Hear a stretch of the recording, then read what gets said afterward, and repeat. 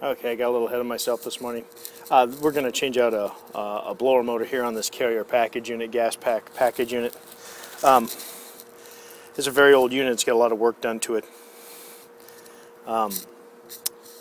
Blower motor is dead in all speeds except, no, all speeds actually. I had to switch it over to medium to get them by until I got the motor, but medium is dead now, so it's a 4-speed motor.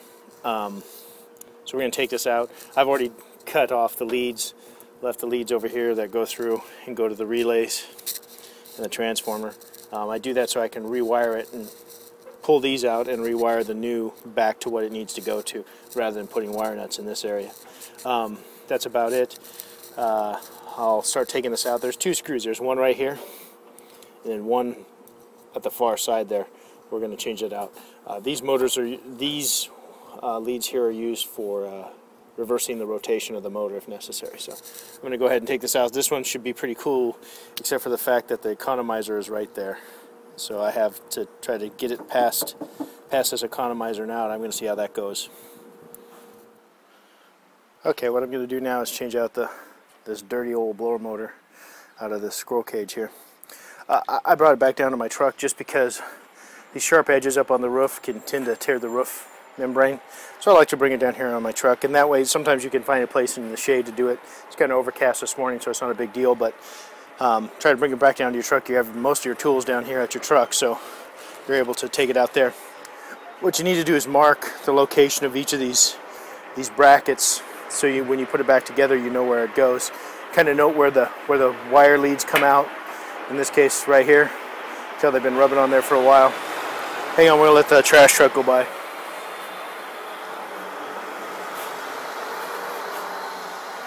All right, hopefully you can still hear me. So that's what we're going to do. This one's severely dirty. We'll try to wash it up before we get it back up there. Just some simple green and a hose. There's a hose bib back here. So I'm going to get to work on this and yank this out. Mark where the wires go. Mark the brackets. And also how far up the motor, the belly ring is. You know, you don't want your motor sticking too far out, too far in, and then not being able to line up your blower wheel in there. See, because if we get it too far left or right, it's going to rub. So kind of keep that stuff in mind. Go over here and see how far the shaft sticks out. So that's it. I'm going to get started on this. Okay, what I've done here is I've sanded the part of the shaft that's sticking out, and I put a rust in a buster in the holes here of the hub, right there and right there.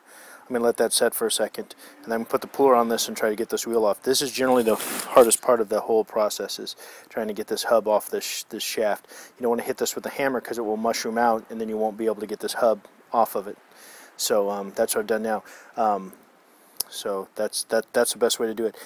I probably didn't need to sand this because it's such a small distance to pull this hub off. Usually if they're longer than you do, but it doesn't hurt. And it will probably make your job a little easier. If you act like every blower wheel you're going to pull off is going to be the hardest one, then when it comes off easy, you're pleasantly surprised, and you don't have to take the hub puller back off and try to do that, because it's a bit of a hassle to get it in, because you have very little clearance between this hub and these fins. So that's it's tough to work in there, and these are sharp, so hence the gloves. So that's what we're going to do next.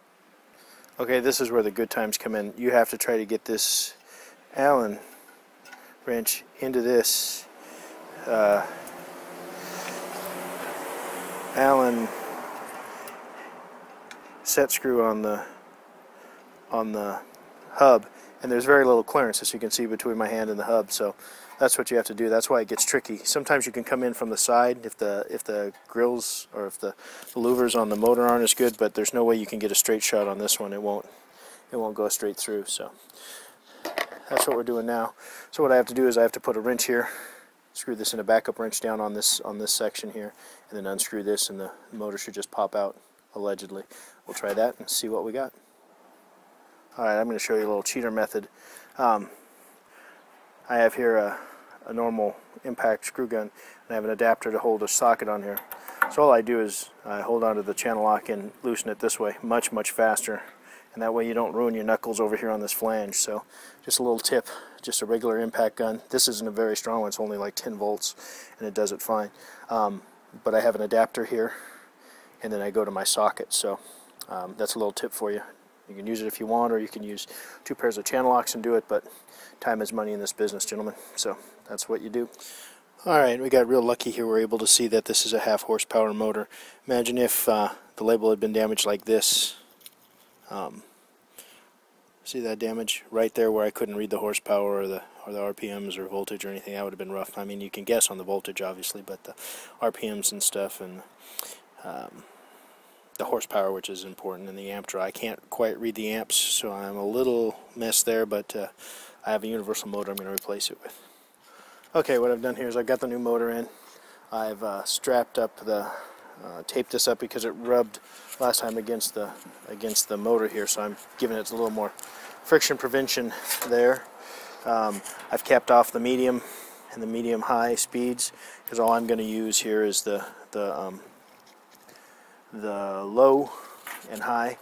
I've put a new cap on it. I've attached it here. I've used just a 1.5-inch strap with holes and just modified it to screw there so it hangs on tight. I just wanted to get everything ready before I get up there on the roof.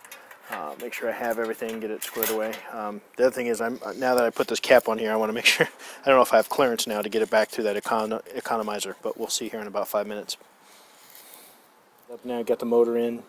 Capacitor did fit past the economizer out here, so we're good. We're good on that.